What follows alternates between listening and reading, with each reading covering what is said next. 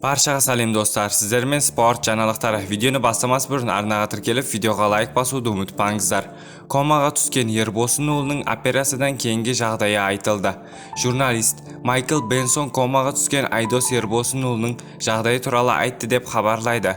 Дарыгерлер не жасырып отыр? Инсайдер Ербосын уулу ооруканага кандай жагдайда түскенин айтты. 6-караша Ербосын уулу кубалык Давид Маррелден 12-раундунда нокаутпен жеңилди.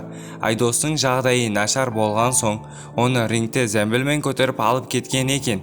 Осудан кийин ооруканада мийине кан кеткен боксчынын жасында комага түшүрдү. Айдос Ербосын уулу сенби кечкисин Давид Маррелден соңку раундунда нокаутка түшкөндөн кийин алиде ооруканада жана сол күйү медикаментозду кома жагдайында жатыр, деп жазыпты Бенсон Twitter желисинде. Головкин ауыр нокаут салдарынан ооруканада жаткан Айдоска үн катты. Геннадий Головкин отандасы Айдос Ербосын уулунун тезирээк сауыгып кетүүнү тиледи деп хабарлайды. Болашагынан айырды. Маман Ербосын уулунун ауыр халине кыйналууну айтты. 6-карашада Ербосын уулу кубалык Давид Маррелден 12-раундунда нокаутпен жеңилди. Айдостун жагдайы нашар болгон соң, оны рингте зембел менен көтөрүп алып кеткен экен. Осудан кийин ооруканада мийине кан кеткен боксчынын жасанды комага түшүрдү.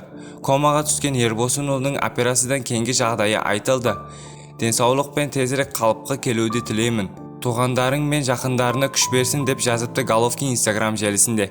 Сіздер мен спорт жаңалықтары болды. Арнаға тіркеліп, видеоға лайк басуды ұмытпаңыздар.